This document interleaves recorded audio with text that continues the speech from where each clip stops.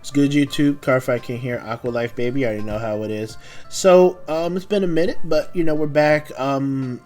BT5 burnout was real, but BT6 is literally right around the corner. And I'm ready to hop back in full force. I got some brand new ideas, brand new drive to get this content out to you guys. I got a lot of different things I want to really just put out there for everybody. And so definitely stay tuned for that, but I thought it was appropriate to kick it off with a BT6 tier list video, so you kind of see what my initial thoughts are going into the format, and then as the format develops, and then maybe when we get the EX1 collection and whatnot, that's probably going to shift and change. But I wanted to show you guys what I look at. Now obviously we've, there are, other continents like, Europe, Latin America, Oceania, all of them, they've gotten their product more on time than we did. We were pushed back hella far, but and so I have been looking at results from there. I actually watched an entire stream tournament from there where there, and there's a lot of variety. There's a lot of variety in the set 6 format, unlike BT5 where you did have a few tier 1 decks, but Lord Nightmon was just a cut above the rest with the multiple builds and things like that, and as well as player representation. Now with BT6, I feel like there's so many different decks that can win. There's a lot more. I don't think there's going to be one de facto best deck. People are going to have their opinions of what maybe is going to be the best deck. But I think that when you get into the tournament results, that's going to vary. Player representation is going to play a part of it, and make no doubt about that. But this is going to be a very diverse format, and at least with the tier 1 decks, don't be surprised if any of them takes a tournament, because they're all really good, and I don't think there's one that's again, like set 5 Lord Nightmon, I don't think there's one that's so cut above the rest of everybody else that it's is what it is. But let's get into it. Both bond decks, obviously. There's different variants you can play for both bond decks. With Gabumon bond, you have the ancient Gabu bond, the more rookie rush variant of Gabu bond, and then I guess you have more of like a hybrid set with him where you can utilize more hybrid cards, like Beowulfmon, things like that, and there's kind of like a mix there, but that's not really popular. I think Rookie Rush or Ancient is going to be the ones that you do. Same thing with the Agumon deck. Agumon, I think it has like 3 different versions it can run here. I've seen there be a Rookie Rush version where you pretty much run exclusively all Agumons, really. And then you got your Bond of Bravery and whatnot. I know there's a Agumon Greymon style where you run, you run a lot of Agumons, but you also run Greymons, and it kind of feels more like a champion, like a Greymon beatdown deck, because you're running like the Security Greymon, the Security Attack +1. If you have an Agumon in your source, a Greymon, things like that with the Bond of Bravery. And then you have the Ancient version where you use Bond of Bravery and that support line, just like with the Gabumon deck, but you run the Agunimons and everything else that would let you warp into the Ancient Greymon. So both of them have, I think, 3 different versions of the deck. Really, 2 of them are probably going to be the more popular, but both decks are just extremely strong. I mean, Gabumon gets out a ton of attacks. There is one specific card in this format that completely walls this deck out, and we can talk about it in a second. But this deck gets off a ton of attacks. Can bounce your opponent's card. Can clear the cards that you need to clear off your opponent's board. Has a lot of search. Has a lot of just ability to find your pieces, and it's a very fun deck. It's a very smooth, very fun deck to play, I feel, especially if you're a Gabumon fan like me. You always love Gabu Gang all day, every day. So this is one of the decks I've been waiting for. I love this deck. And then Agumon, really strong deck, can knock out 3 security in the blink of an eye, get rid of certain things on your opponent's board. Very good with controlling your opponent's board with a lot of the different red options. Some people use red Reamer, but we're gonna have like Atomic Blaster, obviously Gaia Force, just a very solid lineup of stuff. So yeah, both decks are gonna be there. Jessamon is popular. Moving on to Jessamon, I should say.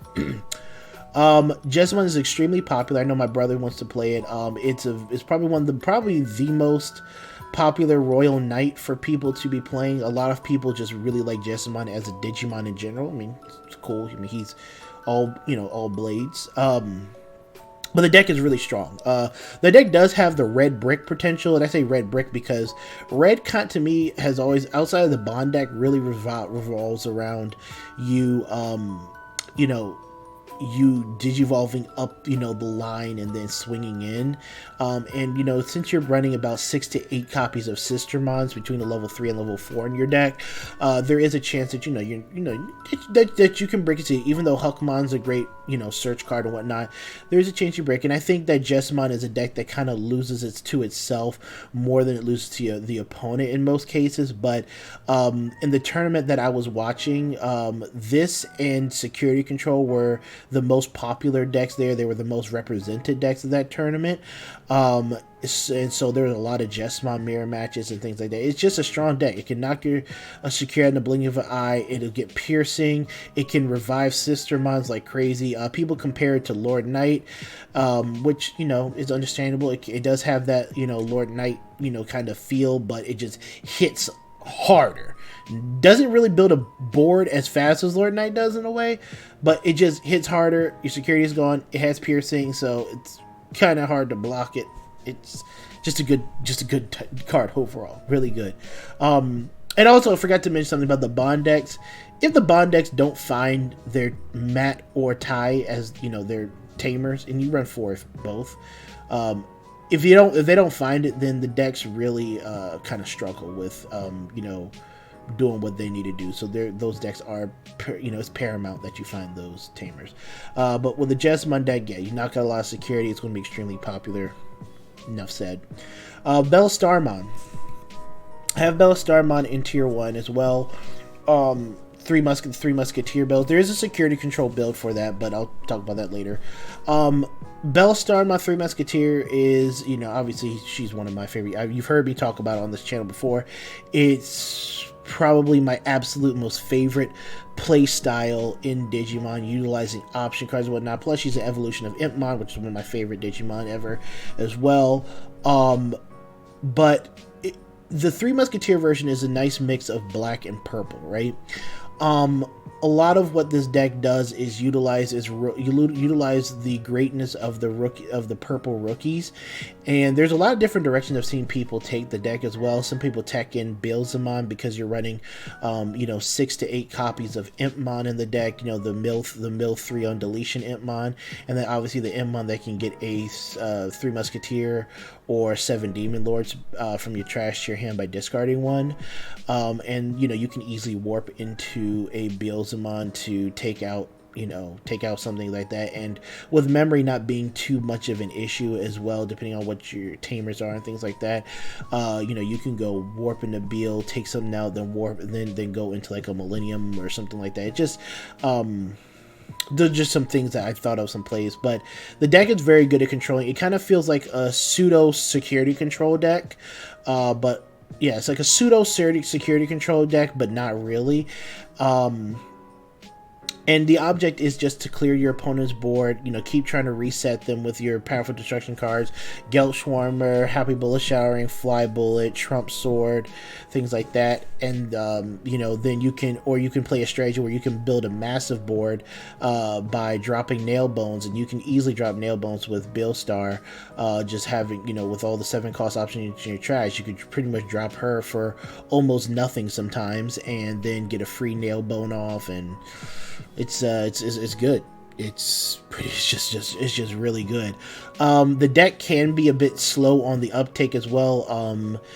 It does feature Gundramon, who's a decent blocker, but he only gets there by digivolving. There are like a lot of unique ways where people build it. I think like this deck has a lot of freedom for how you want to build it based upon your meta and like how you feel. Like I said, Bellstarmon can be teched in. You can play Rebellion if you want an extra discard and a unique blocker with retaliation, and then that will be an easier digivolve target for your Gundramon if you play it. There are builds without Gundramon. There are, so there's just a lot of different variations to how you can play it, but the core of the deck is Bellstarmon, and to me, she's going to be one of the best cards, individually this format and even going forward, and I can't wait to pick her up. Then we have Black Royal Knights. Let me tell you about Black Royal Knights real quick. Black Royal Knights are insane. Genkumon, Alphamon. I mean, think about it this way.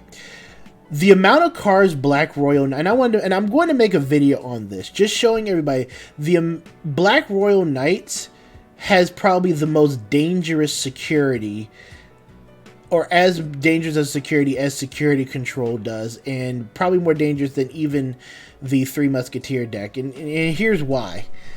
Chikurimon, D-Digivolve 1.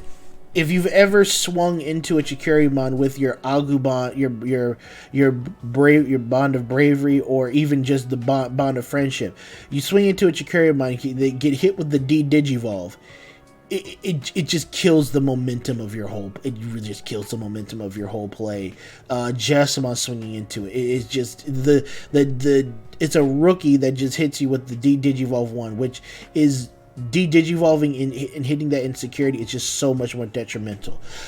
Hitting the Alphamon in security while you have a Royal Knight, while you or your opponent has a Royal Knight, on the board, or X antibody, means that your opponent cannot attack your security at all for the remainder of the turn, up to 12 Digimon.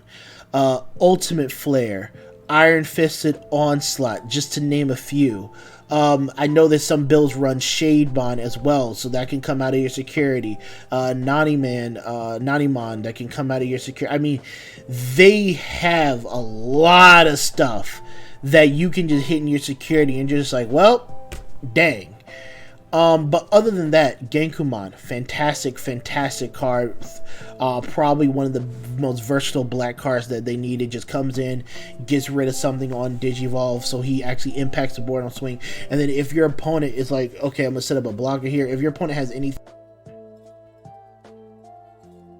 an extra security check, it's actually insane. Alphamon, he can just swing into something and give you 2 memory back, but he can also swing, for 16 or more, if you use his ability to, to lose, memory and stuff like that.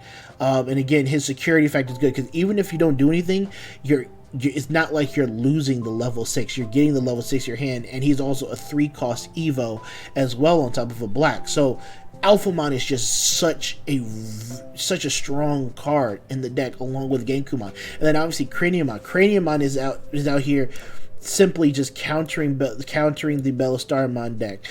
Can be a wall, it can be a wall even against the Agumon deck if you got it up to 13 KDP or 14, whatever it is, which is possible in that deck with Gogmamon, and I think one of the toy Agumon, something, maybe even the Black Tie. Your blockers can't be destroyed, and you're going to either force a crash, or if you're at 15, like, use Gogmamon's ability and predict them to come out with the Bond of Bravery. Well, it's like, well, I can wall you out there. Same thing with this. It can pretty much wall it out there. I mean, Craniumon has better uses this format than any, especially with the number of yellow players not appearing, or people choosing not to play yellow in massive forces, like, with Lord Nightmon this format. Craniumon, I think, is going to definitely come back pretty strongly. And then we have, obviously, Security Control. Security Control is just going to be good. Really, when we get the starter decks, I think, because you need the Cordramons and the Geogreymon, I think, comes out of it. But Security Control is going to be absolutely insane. This format, with the yellow memory boost, Wyvern's Breath. Wyvern's Breath is going to be really good against Craniumon setups as well. But yeah, defeat. You can set up a defeat in your security with the reinforced memory boost from yellow. Like a lot of it, and there's different variants you can play. Like I said, you can play the 4-color build: red, with a red, blue for the Cordramon, red, blue, yellow, black. You could play just pure yellow, black. Yeah, it's just going to be really strong. It's going to be annoying to play against for sure, but it's going to be strong as well. So that's really what I think about the tier 1 decks. And again, I don't think any one of them has a specific advantage over the other, like, overwhelmingly. When it comes to the tier 2 decks, I'm not going to go super in depth into all of them. That's going to be other videos for other days. But but briefly I'm going to talk about it. Yellow Mastermind, I don't think it's a tier 1 deck. Like, none of these I think are going to be tier 1 decks. But Yellow Mastermind, that deck is actually kind of sick. It is definitely nasty, and it can take games off of these too. But it's very tanky when you combine it with Dynasmon. You'll be seeing that deck profile soon because that's my brother's deck. But yeah, the Yellow Mastermind is going to be in just a really good deck. Especially with a lot of stuff that come out with Dynasmon support and removing cards from security attacks to draw a card, gain memory. Really good. Lilith Loop. Usually people are going to combine that with Tidamon for the discard and speed, and Tidamon just offers the offensive abilities that Lilithmon didn't have in the previous format, because it gives it a bit of an early game too. I think you're going to still see a lot of a lot of loot players. There's Shine Greymon. I think Shine Greymon is a tier 2 deck, probably not super high, but this is in no particular order. Shine Greymon is just pretty good if you can get your setup. Actually, the new Dual Tamer setup is really nice as well. For this deck. So it's just solid overall. Going to clear boards. Shine is still Shine. This probably represents more black toolbox than anything else. I think it's going to be good, but I think if you're playing black, I guess it's going to depend on your access to Alphamons and if you can get them. But black toolbox is going to be a thing, but I think you're going to end up just defaulting to black Royal Knights. A Zulongmon with Hex Blau, the source control deck. This deck can catch you sleeping. A Zulong can really just run through your entire security. Hex Blaumon can stop your attacks. I mean, it's one of those things where you kind of just have to be smart and play around. Like, a smart blue player will kind of recognize certain things and get a better and get different setups. But a Zulongmon can come in out of nowhere if you just give them that setup. And I think it's actually a pretty good deck against, like, certain purple decks and things that just leave Digimon out there with no sources, or if they just leave Digimon out there, like if you're sitting there with like a blocker setup or whatnot, then it's like, okay, you set up a blocker setup, fine with me. Your blocker is going to sit there and I'm gonna just kill its sources, and then all my abilities to activate when you have a card with no source, gonna pop off. Tidamon actually is going to be a pretty good deck set to tier 2. It's going to be definitely a tier 2 deck. This is Tidamon without utilizing the loop, because you don't need the loop in your deck to play Tidamon successfully, I think. But Tidamon is really going to depend on what you secure, how you set it up, what lines of play you go through, what kind of stack is he going to have, and obviously the security checks. Because again, I think this is a very dangerous format when it comes to security checking, security control, Black Road Knights, Three Musketeers, Jessamon, depending on what kind of option cards they can play. Definitely both of the bond decks with Rattlestar and Cosidas Breath, Hammer Spark 2 to a degree. This deck has Gaia Force, Red Reamer, and Atomic Blaster, things like that. So it's going to be a hard deck, hard format for security checks, but otherwise, he can really knock you out. Really goes, and if you guys like OTK type of decks, I think this is kind of where you want to go. Dynasmon, I don't think Dynasmon is a card that can be the leader of a deck, but I think you can play a Dynasmon Kintarosmon deck since we're getting the Kudamon promo. So that's something that can be interesting to watch out to see. And I can say the same thing for Lord Knight. Lord Knight can play that as well. But Dynasmon, I think, is a better support card than anything else, more so than the leader of a deck. I kind of just mixed them up. Lord Knight, same way. Lord Knight, I think, is just people are going to be burnt out from playing the deck. Some are, but otherwise, I think that this deck can be transformed. And again, you can play the Kintarosmon engine for more of a recovery pace, just to make this deck a little bit, just to make you a little bit more tanky against these other tier 1 decks. But yeah. Green OTK, I think Green OTK is always going to be just a strong deck.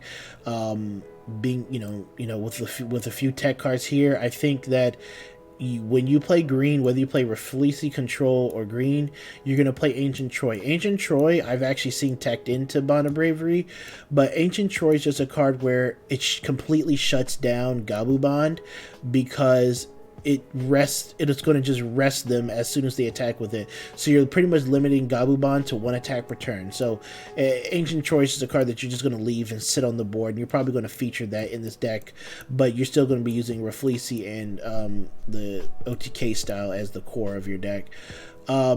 Imperial Dramon, I think, is always going to be a tier 2 type of deck. Maybe not higher on the list, but it's still going to be a tier 2 deck just because it's Imperial and it can blow your security out, pretty fast. When we get the EX collection, this is going to be probably get a little bit better, but it can still just blow your security out. But it does require you to have a good Digivolution line, really. But there may be some other new options, some other blue cards that we can play in this deck that can help it out a little bit. And then obviously, I put D Brigade here in tier 2 because when we get the starter decks, D Brigade actually, it's like a D Brigade Rookie Rush in a way. It actually becomes kind of nasty. So, because the blue Core Dramon can search out literally every card in this deck, with the Command Dramons, all that stuff, Dark Dramons, you've got access to Defeat, Millenniumon, whatever. So I just think that, this deck may end up being probably the bottom of tier 2, but it's probably going to be the closest thing to Rookie Rush, not named Agubond or Gabubond.